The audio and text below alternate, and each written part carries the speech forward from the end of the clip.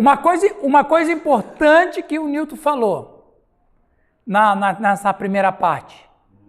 No lanche. O Nimrod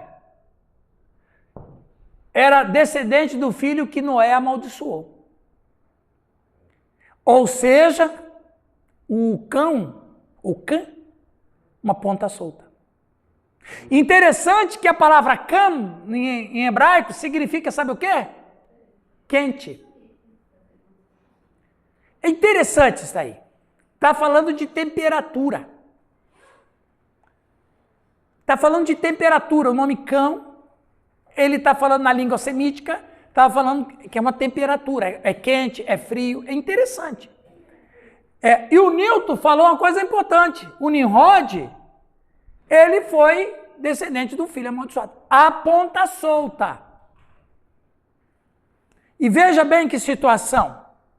Veio toda essa enxurrada de demônios ocupando as mentes e corações dos seres humanos. E a igreja, Sérgio, olha a luta que a igreja tem.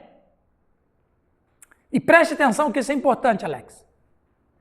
A igreja quem é? A igreja é o sujeito que estava na rebeldia.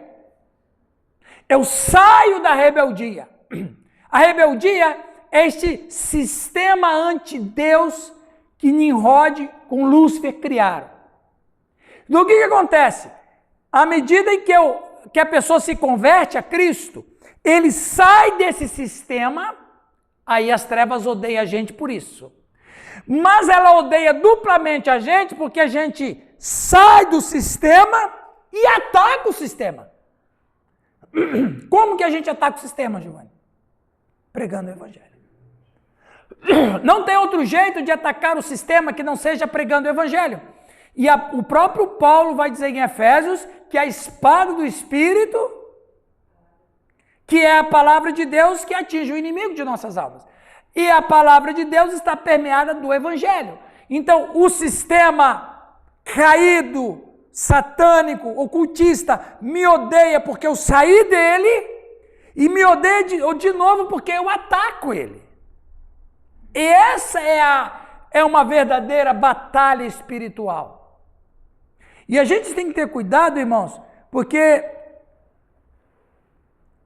a gente sabe da existência do espiritual, a gente sabe que tem uma batalha acontecendo, mas muitos de nós estamos familiarizados com o que está acontecendo. Se a gente se familiariza com o tema, mas não procura não lutar nesse tema, não está adiantando nada. Tem que se posicionar. E o Newton também falou uma outra coisa, agora eu quero que você fale, Newton, sobre a religião da rebeldia. Essa é boa do Newton. Não sei. Então, se eu esquecer alguma coisa... Então, ele disse assim, o Newton, olha, no alto da sua sapiência espiritual, ele falou assim, olha como é que Lúcifer é muito engenhoso. Ele cria um sistema, rebeldia, ele cria religiões ocultistas para destruir a promessa, ele cria religiões na rebelião para destruir a promessa, cria um monte de pessoas que têm envolvimento com o ocultismo, mas ele também se infiltra dentro do cristianismo. Para corromper. Então, olha como que a gente tem que estar astuto contra as artimanhas do mal. Quer dizer, Satanás permeia o mundo com o ocultismo, através de religiões que são fora de Deus, e toda religião fora de Deus é uma religião rebelde, mas ele também incute dentro do cristianismo suas armas, seus propósitos e etc. Ultimamente está tendo isso. Muito. Pessoal, quando nós entendemos que é normal sexo entre solteiros e não tratamos, isso é ensino de demônios. Quando a gente não trata adultério, entendendo que é isso aí mesmo, ensino de demônios. Quando a gente não trata homossexualidade, como a Bíblia diz, é ensino de demônios. Quando a gente não combate a corrupção lá do membro da sua igreja no trabalho, é ensino de demônios. Então, ensino de demônios, ele existe em todo o setor da sociedade humana. Porque tudo que perverte e subverte a ordem de Deus é ensino de demônios. É que a gente nem sempre se dá conta disso. E às vezes quer dar um jeitinho brasileiro. Quer dar um jeitinho. Esse jeitinho brasileiro é ensino de demônios. O jeitinho brasileiro tem um nome, ensino de demônios. Exatamente. Então veja bem, o pastor, o presbítero, a liderança espiritual da igreja tem que estar alerta. É as crianças brincando na praia e os pais de olho nas crianças. Se divertindo, mas vigiando. Ah. O pessoal fala muito de profeta.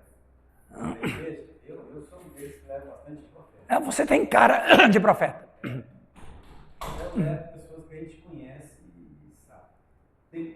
Se você perguntar lá no cafezinho, no janta com ele, pergunta para ele o seguinte, viu? Você tem uma ocultismo, macumba, tem quase 100%, todos eles vão falar isso. Antes da conversão ele mexeu com o ocultismo, ou a mãe mexeu com coisa e acaba dando. Então hoje, aí fica uma pergunta. Muitas vezes o cara está na igreja entregando profecia, Sim. sendo que é um ensinamento que ele aprendeu lá. Ele ainda não foi feito uma... Exatamente. Uma limpeza. Porque a bruxaria, o candomblé, a umbanda, é tão mística quanto a fé cristã. A diferença é que nós somos do Senhor e o outro é do mal. É a mesma coisa. Sim, Oswaldo? No caso, na igreja tem que ter aqueles que têm um espírito de discernimento. Sim, exatamente. Exatamente. Porque aquele espiritual discerne tudo. Você conhece, você sabe quando o camarada está fazendo. Exatamente. Aí você tem que estar lá, pregando de novo, explicando. Exato. Ensinando. Mas é o que eu estou falando. As crianças estão na praia, como o Nilton falou. Teve um irmão que teve uma revelação mística, eu fiquei esperto olhando ele. Quando ele veio falar, porque Deus... Não foi Deus não, porque eu vi. Não tem nada a ver de Deus não. Fala, Galisto. Mas com certeza. Que... Ó, 22.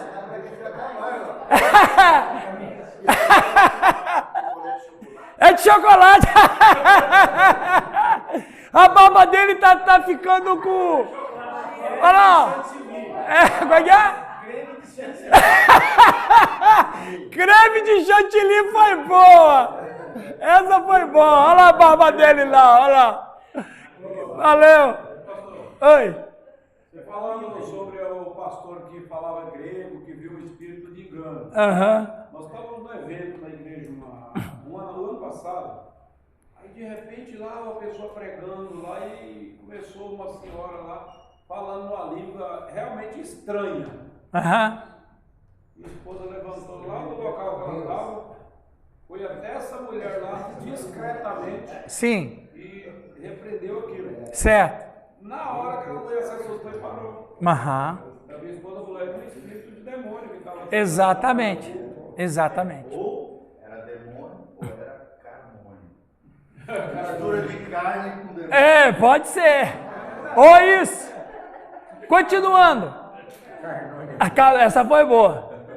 A desistência dos magos diante do poder de Deus destaca a limitação do ocultismo, e mesmo que Satanás tenha a capacidade de imitar milagres, não se compara ao poder de Deus, pois Satanás é uma criatura e, como tal, jamais poderá ser ao menos igual ao Criador.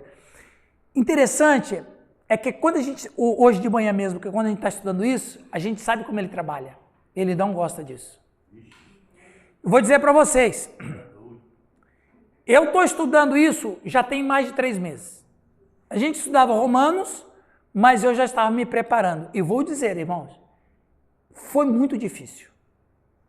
A minha mente, em muitas vezes, ficou completamente embaralhada. O que eu podia de ler, o que eu podia de pesquisar, eu não conseguia discernir uma coisa da outra. Eu não conseguia. Eu cheguei em casa e falei, Jane, eu fiquei o dia inteiro estudando, mas está tudo tão misturado, parece que eu não estudei nada. Eu não estou conseguindo separar as ideias, eu não estou conseguindo separar os temas, eu estou confundindo tudo, está muito difícil. Luta espiritual. Enfrentamento. Enfrentamento. Não desistam, viu, pessoal? Vamos até o final, em nome de Jesus Cristo. Enquanto a gente está estudando a Bíblia, ele não gosta, mas não se incomoda. Mas quando a gente estuda sobre ele, não, aí ele não quer. Fala, Cris. Eu estava pesquisando o significado do nome Babilônia. Sim. Confusão. Confusão. Exatamente, confusão. Babilônia significa confusão, que vem da palavra Bel, que era uma divindade de lá. Começado com Nimrod. Fala, Sidney. A gente não fala essas coisas, mas entre a gente aqui, posso até falar. Eu estava vindo e comecei a estudar algumas coisas e começou também a entrar nessa confusão. Eu, orando, eu senti de entrar em consagração. Estou me consagrando. Eu tomo chimarrão todo dia. É o dia inteiro. Viu, pessoal? O chimarrão dele é santo. 40 dias sem chimarrão, 40 dias sem refrigerante, consagrando algumas coisas por conta dessa gama de coisas sim. que, sabe? Vai impedir a gente de clarear a mente para poder aplicar o ensino nas pessoas. Ora, o Moisés, não se deixe influenciar por cada milagre que se vê. Com base em suas experiências diante de Faraó, Moisés mais tarde advertiu sobre o que tem poderes reais para enganar. Deuteronômio 13, 1-3. Quem vai ler para nós? Está ali no slide. Quem vai ler para nós? Leia lá, Giovanni, por favor. Olha só, o Moisés, ele é PhD em ocultismo. Ele sabe do que ele está falando. Vamos lá. Se um profeta ou um sonhador de sonhos surgir entre vocês e lhe der um sinal ou uma maravilha, e o sinal ou a maravilha se realiza a respeito do qual ele vos falou, dizendo, vamos atrás de outros deuses que não conhecestes, e os sirvamos, não ouvireis as palavras daquele profeta ou daquele sonhador de sonhos. Certo, Nilton?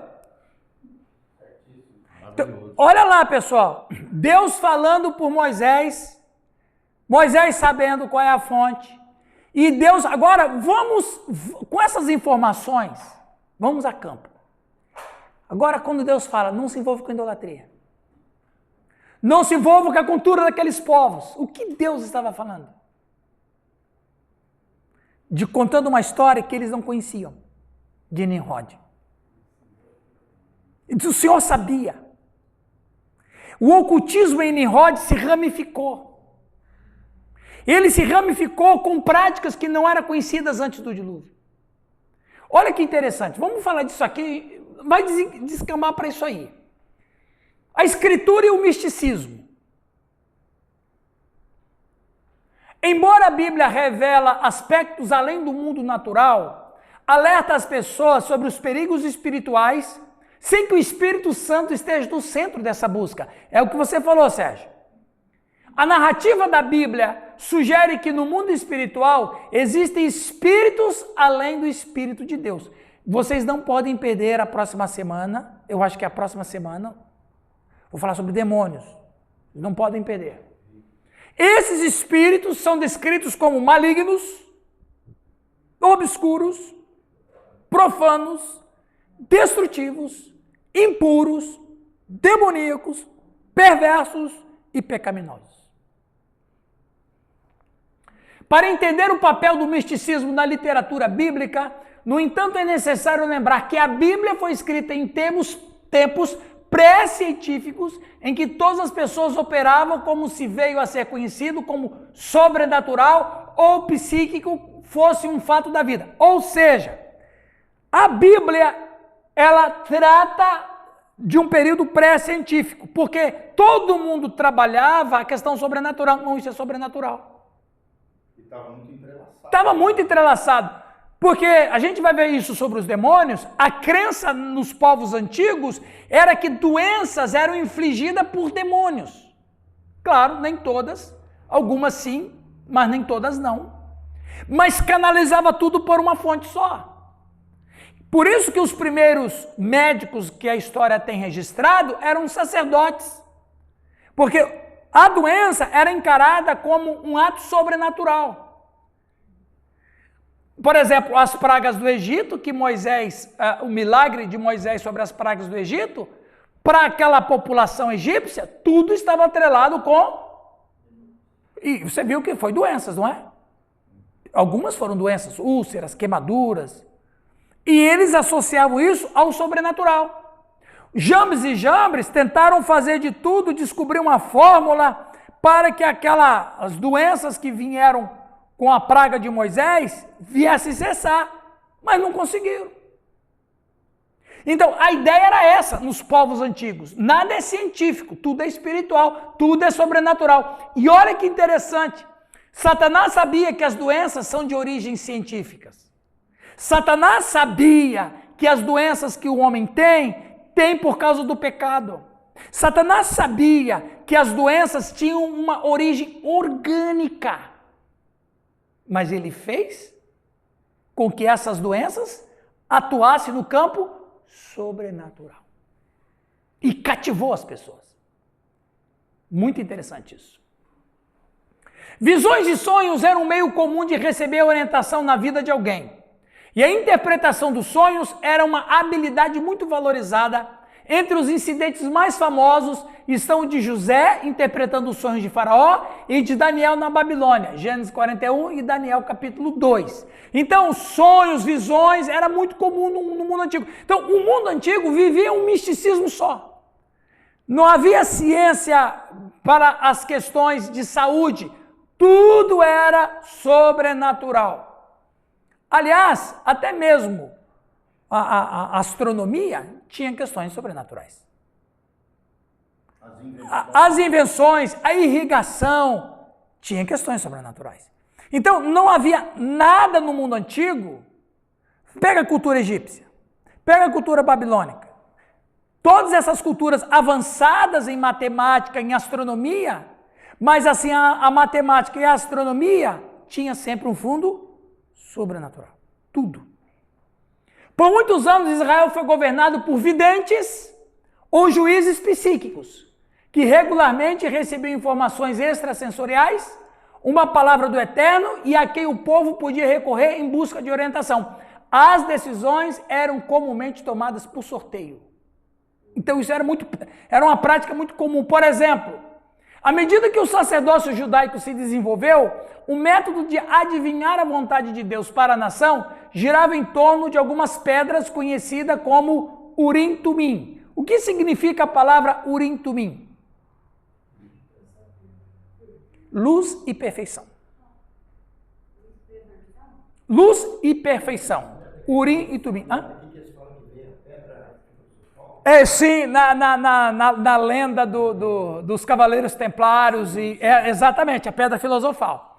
Então, Urim e Tumim eram duas pedras de esmeralda, que quando o sacerdote orava, pedindo que Deus respondesse, as pedras brilhavam ou não. E, na verdade, quando o sacerdócio começou, o Samuel usava as pedras de Urim e Tumim. Então eles oravam. Só um parênteses, eu fico imaginando quando o Samuel vai na casa de Jessé. Ele está com Urim e Tumim. O Samuel está com Urim e Tumim. Passa o primeiro filho, as pedras não brilham. Não é esse aí não.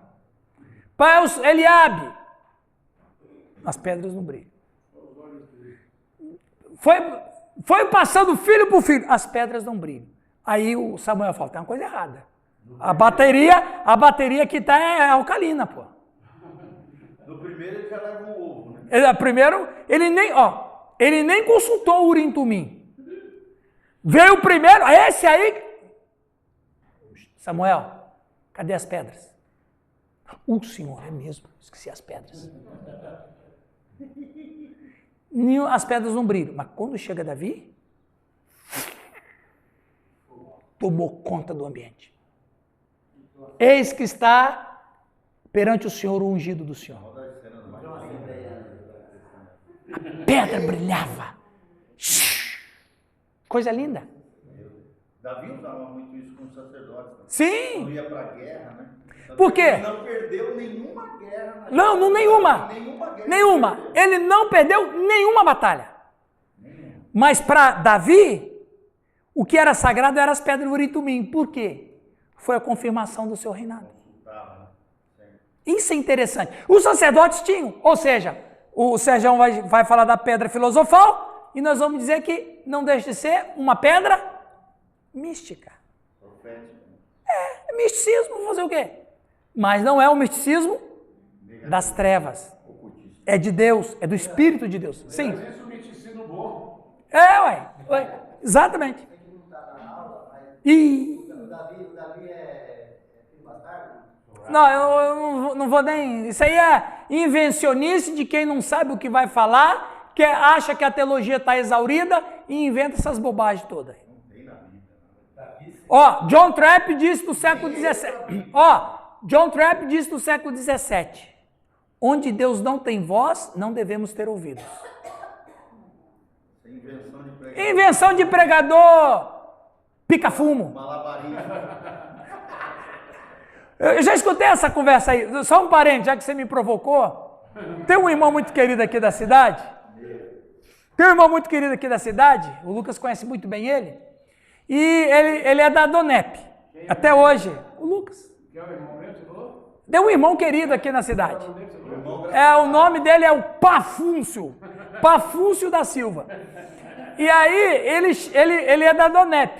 Aí ele falou bem assim, pastor, eu preciso te contar uma coisa. Eu falei, fala, irmão, eu estive na reunião da Donep, do Congresso da Donep no Rio de Janeiro. Opa, que legal, fulano. Como é que foi lá? Foi maravilhoso. Isso tem uns 20 anos atrás, mais ou menos. Eu não sei não, eu acho que deve ter sido ele. Ele não me falou o nome, mas conhecendo a peça, eu acho que foi esse mesmo. Aí ele falou, rapaz, eu aprendi uma coisa maravilhosa. Ele estava todo animadinho. Parente do Lucas, não? Não sei, eu sei que é amigo. Eu sei que é amigo do Lucas. É bem amigo do Lucas. Ele falou bem assim, não, eu tô animado, nossa, foi demais. Aí eu falei, o que aconteceu? Me fala, compartilha comigo, irmão. Ele disse, rapaz, você sabia que Davi era filho bastardo de Jessé? Aí eu fiquei que nem, como diz aquele meme, né? Cri, cri, cri, cri. Aí ele falando com empolgação, porque quando ele levou o queijo era por causa disso, porque ele estava cuidando das ovelhas do pai porque ele era bastardo, que era bastardo. Eu acho que deve ter sido o Aquifa mesmo. Aí depois que ele terminou toda a empolgação, eu falei, o que isso mudou na sua vida espiritual? Aí eu murchei ele. Falei, irmão, com todo respeito, você sai daqui, vai no Rio de Janeiro, gasta uma grana violenta, vai dar uma oferta generosa, para lá descobrir, ou pelo menos ouvir, que Davi era filho bastardo de Jessé. É isso que você trouxe lá? Eu falei, me diga que pelo menos você foi em Copacabana. Porque se você foi em Copacabana, valeu a viagem. Mas se você não foi, você perdeu o dinheiro, irmão. Rapaz, ele, coitado, ele ficou tão desanimadinho. É verdade que ele lá no empreendedor. Ué. Os católicos falam que Exatamente. Por aí. Continuando. Misticismo no Novo Testamento. Olha que coisa interessante, Marquinhos. Os corintianos aí, prestem atenção, hein? Eu tô uma meia segunda, hein? Continuando. O Novo Testamento começa com uma visão mística. O Novo Testamento começa com uma visão mística, pois os 3 magos, astrólogos zoroastrianos, discerniram a nova estrela do céu como um sinal do nascimento de Cristo e viajaram para a Palestina para oferecer sua adoração e reconhecimento. Os caras eram magos. O próprio Tácito, Suetônio e Joséfo. Tem até o nome dos caras. Os católicos dizem outros nomes. Tácito, Suetônio e Joséfo. Eles foram lá para reconhecer o Messias. Eles eram astrólogos. Tácito. Suetônio e Joséfo.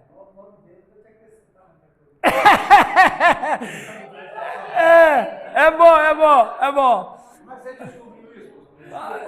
Estudando, lendo, né, meu? Continuando. Viu, pessoal? É importante, primeiro livro que você deve estudar é a Bíblia. E depois leia tudo o que não está na Bíblia, que é fontes extra-bíblicas, mas fontes confiáveis. Não tem autoridade sobrenatural, mas tem informações históricas. Ok? Não é inspirado. Não é inspirado, mas é fonte de informação histórica. Continuando. Eu estava falando ali não sei com quem eu estava falando agora. A Bíblia não detalha as coisas. Ela só passa a informação que a gente precisa saber. Ok? Detalhes. Os detalhes Deus deixou na história.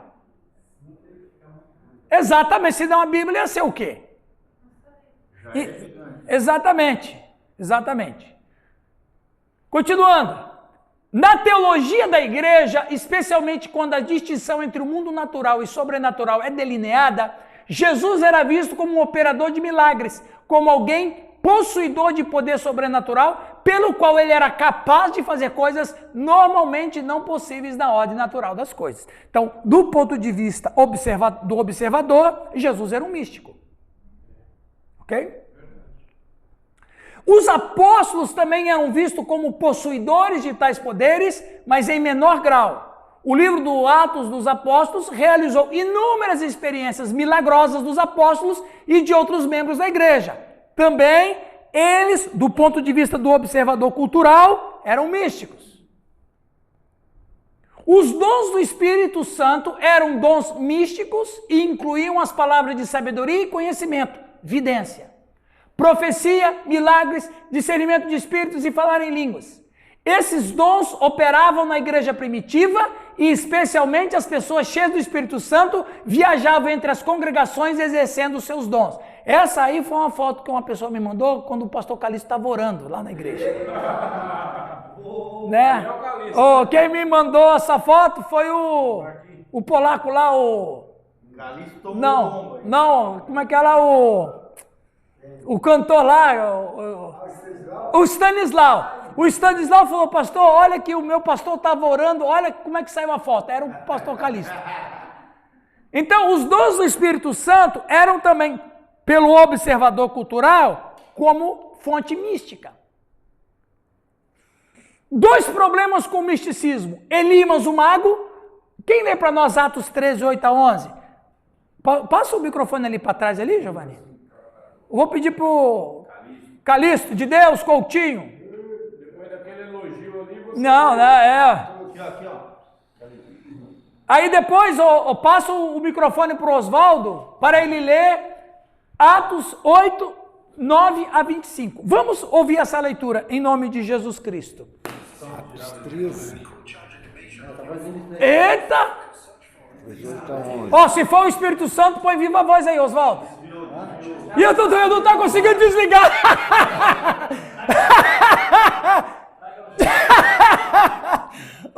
Oswaldo, você está expulsando demônio pelo celular. Fazendo exorcismo pelo celular. Esse cara é fera, meu. Bora lá. Atos 13, 8 a 11. Mas resistia-lhes Elimas, o encantador, porque assim se interpreta o seu nome, procurando apartar da fé o procônsul. Todavia Saulo, que também se chama Paulo, cheio do Espírito Santo e fixando os olhos nele, disse: Ó filho do diabo, cheio de todo engano e de toda malícia, inimigo de toda a justiça, não cessarás de perturbar os retos caminhos do Senhor? Eis aí, pois agora contra ti a mão do Senhor, e ficarás cego, sem ver o sol por algum tempo. E no mesmo instante a escuridão e as trevas caíram sobre ele, e andando à roda buscava quem o guiasse pela mão.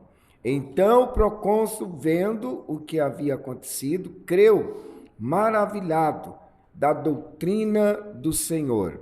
E partindo de Pafos, Paulo e os que estavam com ele chegaram a Perge, da Panfilha, mas João, apartando-se deles, voltou para Jerusalém. Eu estive estudando, obrigado, antes que o Oswaldo leia, eu estive estudando sobre Pafos. A Bíblia só fala de Pafos, mas gente, Pafos era uma cidade banhada de magia. Pafos era uma cidade banhada de magia e encantamento.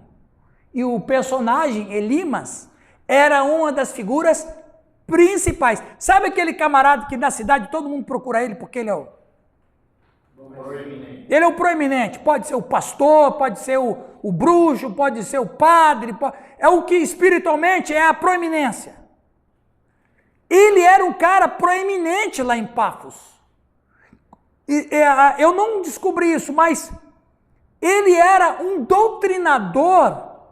Eu não cheguei a estudar com profundidade sobre o Elimas, mas o que eu pude ler numas linhas é que o Elimas, ele era um doutrinador ocultista. Ele ensinava pessoas a prática da magia.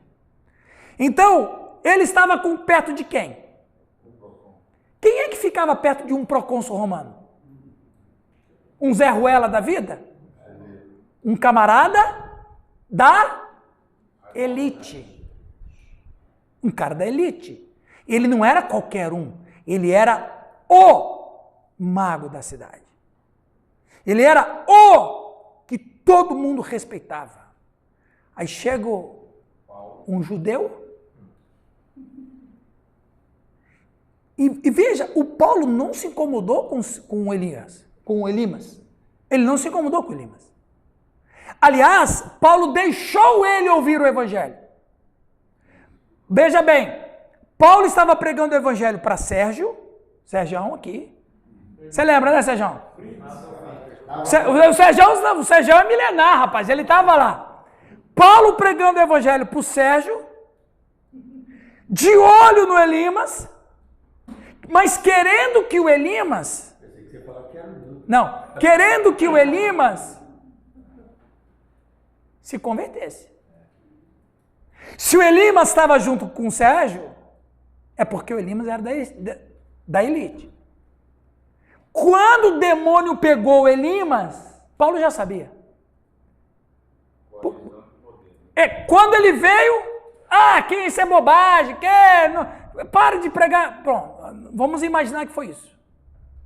Paulo repreendeu o demônio e pegou o cara que o Paulo, com certeza, o Sérgio, com certeza, ouvia. Estava junto. Era o cara que era meio conselheiro. Os caras eram místicos para todo canto. Paulo pega o conselheiro, vamos dizer assim, do Sérgio Paulo. Não fez muita coisa. É um governador. Ele é um representante do império. Ele não fez muita coisa. Ele só disse, filho do diabo, fique cego. Ele só falou isso. Não tocou no cara. Não bateu, não fez uma oração de desconjuração. Não, ele só falou, só deixou ele cego. E ainda disse, eu te conheço não é de hoje. Não disse para o Elimas, mas para o demônio que estava em Elimas. Você faz isso desde Nimrod. pervertendo os caminhos do Senhor. Eu conheço a sua história.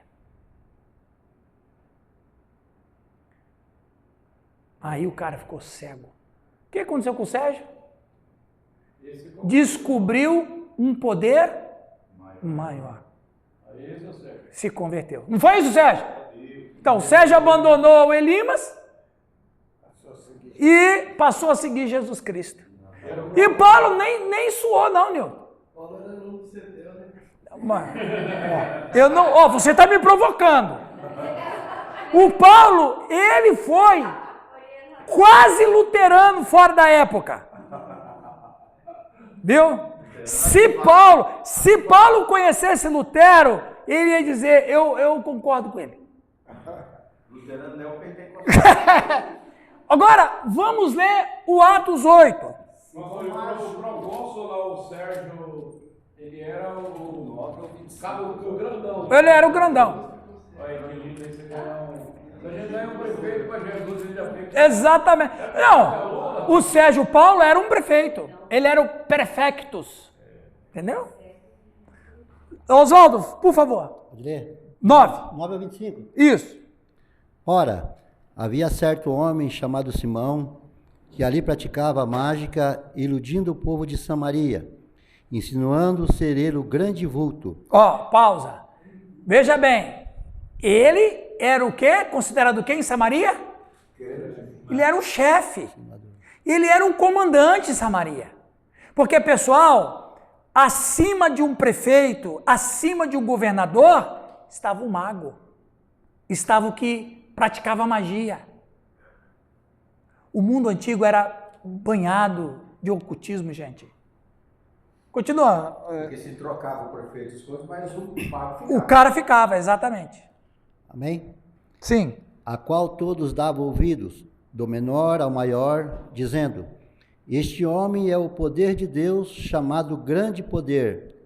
Aderiram a ele porque havia muito os iludira com mágica.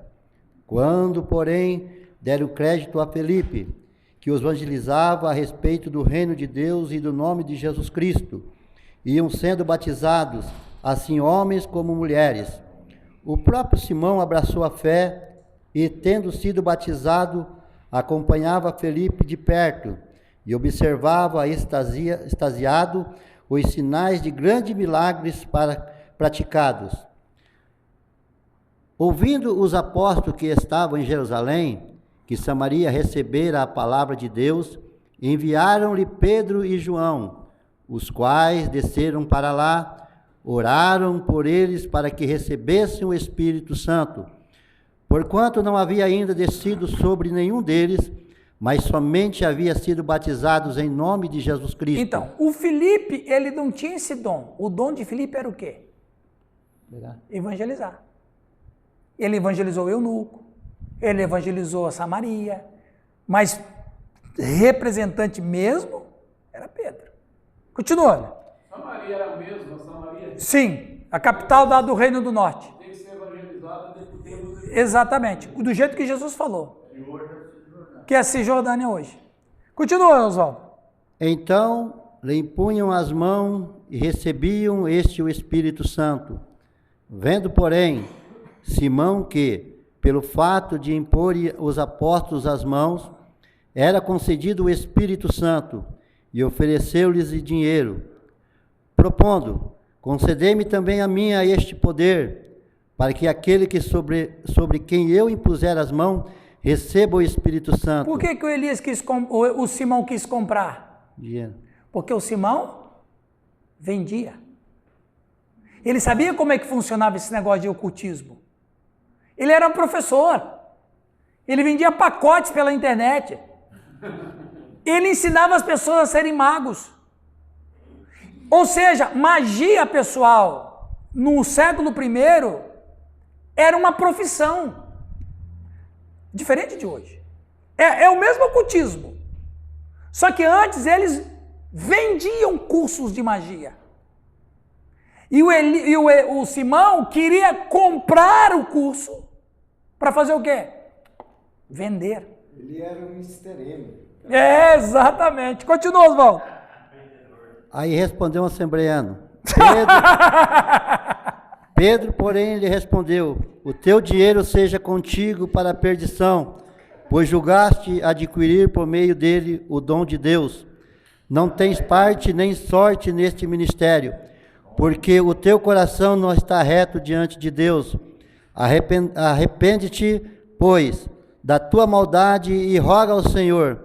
Talvez te seja perdoado o intento do teu coração, pois vejo que estás em fel de amargura e laço de iniquidade. Respondendo, porém, Simão lhe pediu: rogai por mim e ao Senhor, para que nada do que disseste sobrevenha a mim. Eles, porém, havendo testificado e falado a palavra do Senhor, voltaram para Jerusalém e evangelizavam muitas aldeias dos samaritanos. A Bíblia não diz, mas nós podemos imaginar que houve expulsão de demônios aos montes em Samaria. E, gente, você pode imaginar que os discípulos, quando eles iriam evangelizar aquelas nações, ou aqueles povos, onde eles iam, o ocultismo estava presente. Era prática. Atos 19 é um exemplo, falamos disso semana passada. Atos 19 é um exemplo. Pregação entrava, bruxaria, feitiçaria. Éfeso tinha uma faculdade de bruxaria. Só para a gente ter noção. Os falsos profetas tornaram-se um problema. E no segundo século tiveram que ser tratados com rigor. As gerações posteriores, especialmente depois que a igreja se tornou um movimento de massa, tiveram que haver os dons como necessários para o estabelecimento da igreja, mas confinados aos santos e milagres ocasionais do presente. Houve muita confusão. Não, quem vai fazer milagre e orar são só os apóstolos. Porque a linha era muito fina entre o que o Espírito Santo fazia e que os espíritos malignos faziam. E isso aí foi um alerta para a igreja, para você perceber como que o mundo estava permeado de ocultismo. Assim como seus vizinhos pagãos, os seguidores de Jesus dos primeiros séculos cristãos comumente recorriam a amuletos de proteção para se protegerem de doenças e qualquer outro tipo de dano. Olha que interessante, pessoal. Embora as autoridades da igreja refutassem o que se considerava uma superstição e uma abominação à fé cristã, a prática pagã de usar amuletos de proteção sobreviveu até a segunda metade do primeiro milênio com a participação de alguns clérigos. Mesmo assim, nem todo mundo se libertou do misticismo ruim. Muitos cristãos continuaram, porque não havia uma separação. Mas você pode dizer bem assim, não, mas o Espírito Santo, lembra uma coisa, pessoal, quando foi o último apóstolo a ser morto? 95. Quem foi? Quem tomou conta da igreja? Pensa bem, a última voz apostólica não existe mais. Não tem mais João, não tem mais Paulo, não tem mais Pedro, não tem mais ninguém. Ora, a igreja sobreviveu sem uma voz apostólica. Com certeza, o Espírito Santo tomou conta da igreja e tomou conta dos bispos que existiam, mas não conseguiu conter o quê? A prática mística errada. Que foram corrigidas com o pastor. Olha que coisa interessante que eu achei para vocês. Sabe o que é isso aqui? Isso aqui é um papiro. Baseado nos poderes curativos de um texto sagrado, este amuleto cristão do século VI, nós estamos falando do século VI, contém uma versão redigida de Mateus 4, 23 a 24, onde é descrito Jesus curando todas as doenças. Esse texto é escrito em 5 colunas dispostas em forma de cruz, acompanhado de um busto humano. Os retângulos recortados e as bordas entalhadas são intencionais. Olha o que os irmãos faziam. Isso é um amuleto cristão. Ah, claro, não tem nada espírita aqui, mas é o texto do Mateus 23 a 24, quando diz que Jesus curava. Então, eles pegavam esse amuleto e colocava. E se benzia. Era uma forma de se proteger espiritualmente. Na ideia dessas pessoas. Mas olha só, João Crisóstomo, olha o que ele disse sobre o misticismo errado na fé cristã. Quem vai ler para nós? Eu tinha uma Lê, Giovanni, para nós. Sim, Marcos. Antes de eu conhecer a palavra, eu ganhei uma oração. Uma oração diz que era do Santo Antônio. Mandaram colocar na carteira. Toda vez que sai, isso é só proteção. Eu mandava com ela na carteira. Mas o que é isso? Isso é crendice. Isso é desde, pelo menos, o século VI tem isso aí. Giovanni, o que o João Crisóstomo disse? Mesmo que estejamos doentes, é melhor permanecer doente do que cair na maldade. Recorrer a conspirações para nos libertarmos da doença. Olha o que ele falou. O demônio... Só um instantinho. É melhor ficar doente do que ir para práticas místicas do mal. Continua. O demônio, mesmo que se cure, fará mais mal do que bem. Beneficiará o corpo, que depois de um pouco de tempo certamente morrerá e apodrecerá, e prejudicará a alma imortal. Olha que tirada do Crisóstomo. O corpo que está doente, o demônio vai curar. Mas esse corpo vai morrer de novo. Aí ele está dizendo, o demônio curando o seu corpo, ele cura o seu corpo e escraviza a sua alma. Olha a tirada dele. A sacada dele. Continua. Se às vezes, com a permissão de Deus, os demônios curam, por meio da adivinhação, então essa cura acontece para testar os fiéis. Não porque Deus não os conheça, mas para que eles aprendam a não aceitar nem mesmo a cura dos demônios. A cartomante é um demônio maligno que fala do ventre das mulheres ventrílocas e com essa estranha ação tenta tomar o falso crível. Ou seja, ele diz que as cartomantes, na época dele já tinham ventríloco. Ou seja, os demônios tomavam o corpo das cartomantes. Sim, ok. Gente, o pastor Marcos, ele vai ser vovô. Uma salva de palmas para ele aí, ó. Vai, esse vô aí, ó. Vai em paz. Começou cedo da carreira, a hora que ele Isso você falou. Vai crescer. Vai, tá crescendo. A igreja luterana do Marcos, pastor, está que nem o Islã. Está crescendo por nascimento. Continuando. A escritura condena o ocultismo. Estamos terminando, pessoal. Deuteronômio 18. Preste atenção nesse texto. Quando entrares na terra que o Senhor vosso Deus vos dá, não aprendereis a seguir as práticas abomináveis dessas nações. Pensa do que a gente escutou na primeira parte. Não se achará entre vós quem queimar o seu filho ou a sua filha como oferenda. Quem pratica adivinhação, adivinho ou augure, isto é, encantador, aquele que procura e usa presságios, ou um feiticeiro, ou um encantador, ou um médium, ou um mago, ou um necromante. Olha como que o Nimrod, ele abriu o leque. Ele abriu o leque de opções ocultistas. Não é só o culto. O culto é uma coisa, a idolatria é uma situação, mas ele fez com que tivesse diversificações de ocultismo. Pois quem faz essas coisas é abominação ao Senhor. E por causa dessas práticas abomináveis, o Senhor, seu Deus, os está expulsando de diante de vós. Então, às vezes, as pessoas falam bem assim, porque Deus mandou desapossar os cananeus numa atitude assim muito ruim, muito criminoso até, porque isso ali parecia um genocídio. Não.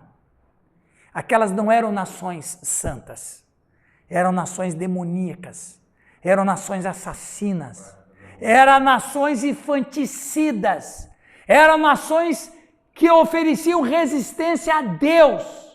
Não eram nações boas, não eram nações amigáveis, não eram nações que contribuíam para a economia do mundo, eram nações pérfidas, malignas, endemoniadas. e que poderia contaminar o povo de Deus. Como contaminou, né? A gente descobriu isso. Moisés menciona 8 atividades espíritas. Adivinhação, eu repeti ali, né? Adivinhação, augúrio, feitiçaria, uso de feitiço, médiuns, feitiçaria ou necromancia. Essas não são atividades claramente distintas. Elas se sobrepõem e às vezes são usadas de forma intercambiáveis. Olha que interessante. Moisés deu um aviso.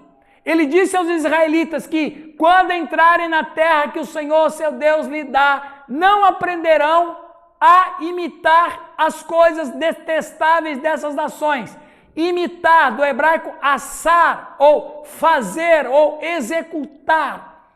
Nesse contexto, proíbe os israelitas de fazer um esforço para aprender as práticas pagãs dos cananeus e de replicar essas práticas em sua própria adoração. Então, o Moisés proíbe nem aprender, que dirá praticar. Porque antes de praticar, tem que aprender. Então ele disse, nem aprenda, porque isso é uma afronta a Deus. Deus sabe, o Moisés sabia de onde que veio o ocultismo, quem começou o ocultismo, qual era o propósito do ocultismo. Ele sabia. Simpatia. Sim. Sim. É assim, na outra vida, né? Qualquer que faça seu filho ou sua filha passar pelo fogo, sabe o nome desse Deus, não é? Moloque. Mas ele tem outro nome, Milcom. É o mesmo Baal. Baal, Moloque, Milcom, Ecrom. É o mesmo Deus. É o mesmo demônio. É o mesmo demônio. Ele só muda de nomes conforme a cultura, mas é o mesmo. Em outras palavras, sacrifício de crianças. Isso provavelmente se refere ao sacrifício de crianças. Qualquer um que faça seu filho ou sua filha passar pelo fogo, o Moloque aceitava a sacrifício de crianças queimando as crianças. A prática do sacrifício de crianças era comum no Antigo Oriente Próximo, especialmente em Canaã. No Antigo Testamento era associado à adoração de Moloque. Gozado, não é? Moloque quase que a gente atropela como Moleque. Pois é. Mas diz que é bom falar moleque, né? Por causa do mal. É quase a transliteração da palavra, ou uma outra derivação de moleque. E você vê, moleque, criança,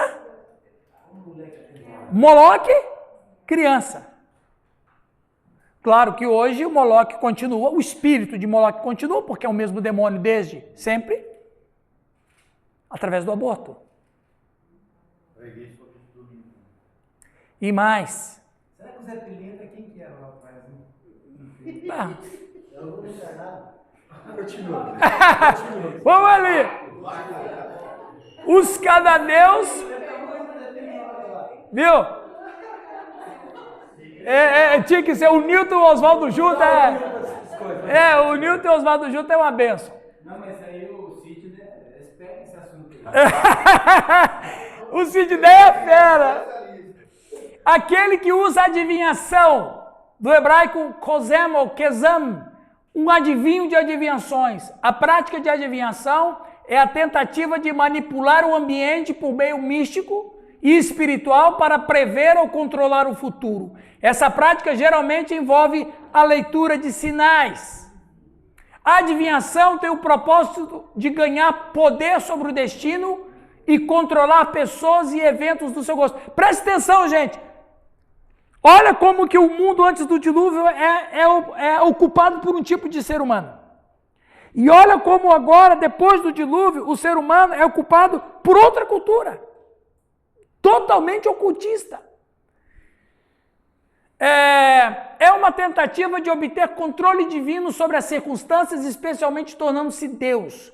Aqui é usado como termo genérico para as práticas listadas abaixo. Um feiticeiro. A feitiçaria é a prática cujos adeptos afirmam ter o poder de realizar sinais usando encantamentos mágicos para controlar as circunstâncias. Demonismo puro, começando com Nimrod na Babilônia.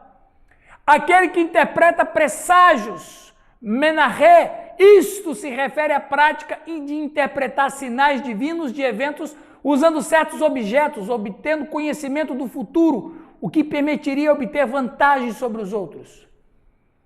A palavra presságio vem da raiz assobiar ou sussurrar, como vento. Presta atenção. No hebraico, como é que é a palavra em hebraico para espírito? Ruá. Sabe que ruá é uma onomatopeia. Onomatopeia é uma palavra que acrescenta a um som.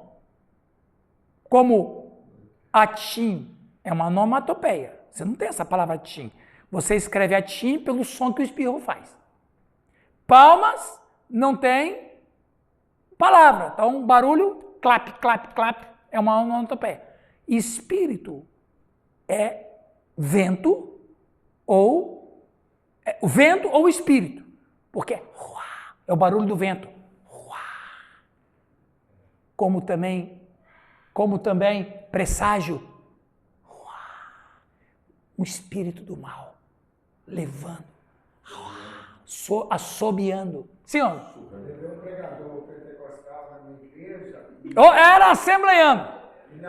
Foi o Oswaldo. Pode falar que foi o Oswaldo. Na hora da oração ele estava soprando Exato. E a pessoa caía.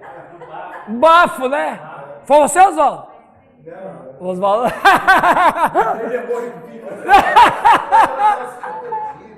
Essa foi boa. Ok? Presságios. Aquele que lança um feitiço. O hebraico diz literalmente aquele que dá um nó. Robert Heber. O que implica que lançar um feitiço mágico liga as pessoas que está sendo dito como uma maldição, efetuando assim o controle sobre as pessoas. Médium Sheol Ob, aquele que pede a um espírito morto. Essa pessoa era o que é chamado necromante, aquele que se comunica com os mortos para obter informações secretas e obter benefícios. Exatamente, vou falar dele semana que vem. Um espírita, um conhecimento de um espírito, vamos falar sobre isso aqui semana que vem também. Aquele que chama os mortos, também já falei disso aqui. Esse homem aqui, Merle Unger, um comentarista da Bíblia, estudioso, arqueólogo e teólogo americano, olha o que ele disse. Há tudo de errado em bisbilhotar o futuro que Deus não revelou e para o nosso próprio bem-estar não quer que saibamos. Tal conhecimento é contrário à palavra e à vontade de Deus, mas é o tipo de conhecimento que Satanás e os demônios dão. Embora Deus tenha revelado o seu plano geral para o futuro, tanto para os salvos quanto para os não salvos, agora ele também apelou, né? Normalmente não é seu propósito que conheçamos detalhes desse plano ou detalhes de vidas individuais. É isso aí mesmo que ele disse, né? A palavra encantador significa aquele que amarra um feitiço. Esse é o uso de forças psíquicas ou espirituais para controlar outra pessoa ou o curso dos eventos. Você pode imaginar, um Nimrod morreu, mas a semente do mal ficou. Que coisa impressionante. E a semente não era o Nimrod em si, era o próprio Satanás. Exatamente. Usou e depois desprezou e levou ele para o inferno. Por exemplo, quando o rei de Moabe enviou Balaão dinheiro para adivinhação, como diz em Números 22:7, seu objetivo não era apenas descobrir se Israel iria conquistar a terra. Seu objetivo era fazer com que Balaão pronunciasse uma maldição sobre Israel por suas artes mágicas. Mas Balaão diz finalmente em Números 23, não há encantamento contra Jacó, nem adivinhação contra Israel. No meu povo não tem maldição. Meu povo não pertence a Satanás. Meu povo não pertence a Nimrod. Meu povo não pertence à Babilônia. Meu povo é meu povo. E mais, se o meu povo me deixar e adorar outros deuses, estará debaixo de maldição daqueles deuses, não debaixo da maldição de Deus.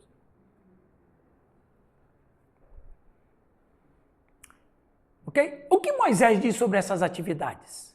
No versículo 9, ele o chama de abominações. Isso significa que Deus os considera detestáveis, abomináveis, repugnantes. É uma palavra muito forte. Faremos bem em nos perguntar se alguma atividade aparente inocente que estamos envolvidos pode ser uma abominação aos olhos de Deus. E para terminar, ainda de acordo com o versículo 9, segue-se que Deus ordenaria: não aprendereis a seguir estas práticas abomináveis. Isto é muito forte. Não apenas não os faça, mas também nem aprenda a fazê-los. Não se equipe para fazê-los. Não se prepare de forma alguma para fazer parte deles. Não experimente com eles. Onde a ação é má, toda inclinação para a ação é má. Este é o cerne do primeiro ponto, a saber que a Escritura proíbe o povo de Deus de qualquer participação do ocultismo. Aí ele fala um pouquinho mais do versículo 10. Mais tarde na história de Israel, entre os pecados que trouxeram o julgamento de Deus estavam atividades do ocultismo. Por exemplo, segundo Reis 17:16 diz que Judá e Israel abandonaram todos os mandamentos do Senhor seu Deus e queimaram seus filhos e filhas como oferta e usaram adivinhação e feitiçaria. Você pode imaginar o sentimento da Trindade de vendo o seu povo praticar aquilo que Nimrod começou? Numa afronta contra Deus? Isaías foi um profeta que Deus enviou a Judá para alertar a nação sobre o julgamento vindouro se ela não se convertesse de seu pecado a Deus. Você pode ver a sua atitude em relação a presságio e adivinhação. Isaías 44, 24 a 26. Assim diz o Senhor vosso Redentor, que vos formou desde o ventre. Eu sou o Senhor, que fiz todas as coisas, que sozinho estendi os céus, que estendi a terra. Quem estava comigo? Que frustra os presságios dos mentirosos e faz dos adivinhos tolos, que confirma a palavra de seu servo e executa o conselho de seus mensageiros. Isaías 47:12 usa ironia mordaz para apontar a tolice.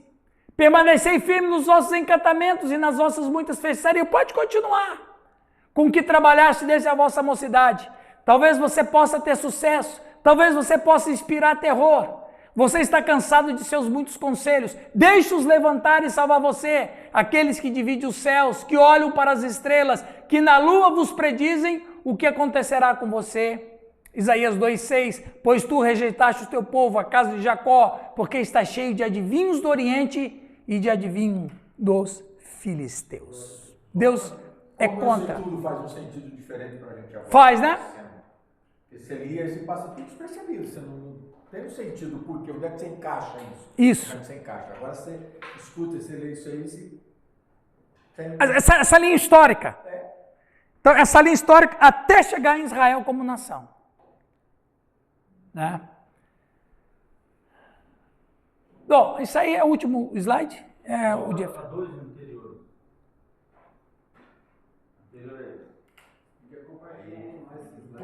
Eu vou compartilhar com vocês. Eu mandei para vocês os slides, não foi? Ô pastor, vendo essa situação, Bom, Deus dizendo, ele não traz maldição para ninguém, a pessoa se coloca debaixo de maldição. Agora, então, a pessoa quando está na igreja, aquela igreja faz campanhas de quebra de maldição. É desnecessário.